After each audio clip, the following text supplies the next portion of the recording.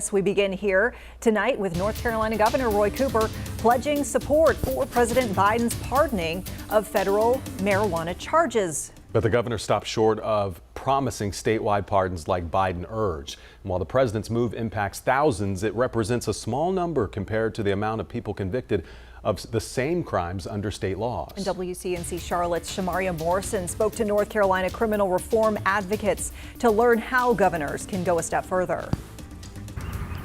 Being caught with marijuana in North Carolina can range from a fine all the way up to years in jail. Here in the state, thousands are arrested and convicted every year of it. The harms of simple marijuana convictions on someone's record are clear. It can prevent people from jobs, education grants, and housing. North Carolina should take steps to end this stigma.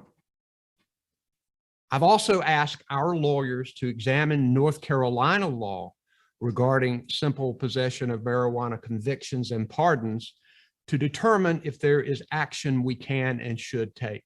Governor Roy Cooper is responding to President Joe Biden's call for governors to pardon simple marijuana possession. While white and black and brown people use marijuana at similar rates, black and brown people are arrested, prosecuted, and convicted at disproportionately higher rates. North Carolina criminal justice reform advocates say the details and structure of any pardons need to be clear. And then we need to make sure that people are not being subjected to fees and fines that come with being on probation and having these convictions. Emancipate NC, a nonprofit fighting to dismantle the structural racism of mass incarceration, says local DAs and law enforcement also have a role to play.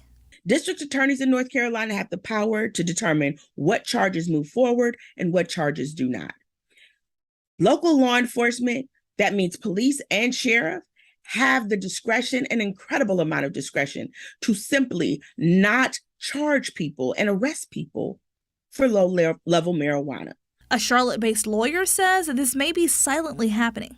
When the president starts pardoning people for simple possession of marijuana, you can see that it's going down the list in terms of a priority for our prosecutors and for our judicial system. The ball is now in state leaders' hands to make an impact on thousands of people's lives. Shamaria Morrison, WCNC Charlotte.